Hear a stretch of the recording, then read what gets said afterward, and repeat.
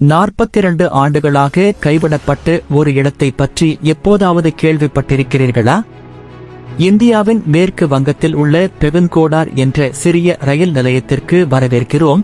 இது நாட்டின் மிகவும் பேய்கள் நிறைந்த இடங்களில் ஒன்றாக அறியப்படுகிறது.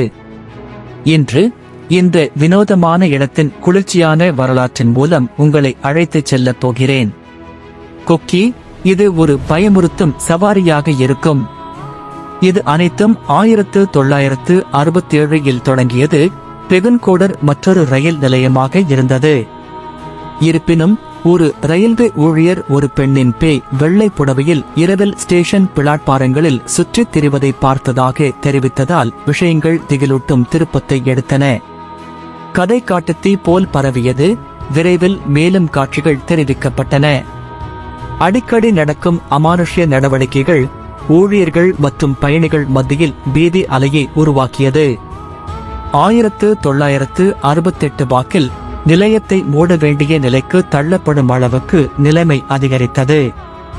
ஒருமுறை பரபரப்பாக இருந்த அந்த ஸ்டேஷன் நிசப்தத்தாலும் தெரியாதவர்களின் கிசுகிசுக்களாலும் ஆக்கிரமிக்கப்பட்டு பாழடைந்த இடமாக மாறியது. அடுத்த 42 ஆண்டுகளாக இந்த நிலையம் கைவிடப்பட்டது. துணிச்சலானவர்கள் மட்டுமே பார்வையிட்டனர். இயற்கைக்கு அப்பாற்பட்டவர்களை சந்திக்க முயன்றனர்.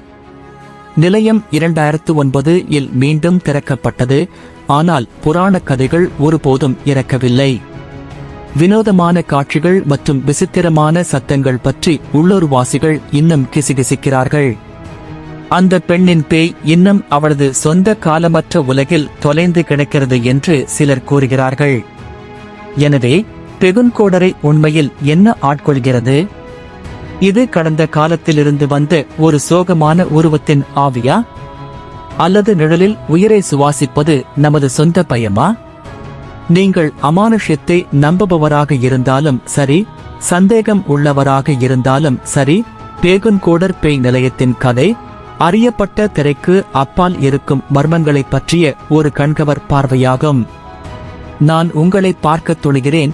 ஒருவேளை நீங்கள் எதையாவது பார்ப்பீர்கள். அல்லது ஒருவேளை இந்த பேய் நிலையத்தின் வழியாக நீங்கள் அலையும் போது உங்கள் சொந்த காலடிகளின் எதிரொலிகளை மட்டுமே நீங்கள் கேட்கலாம்.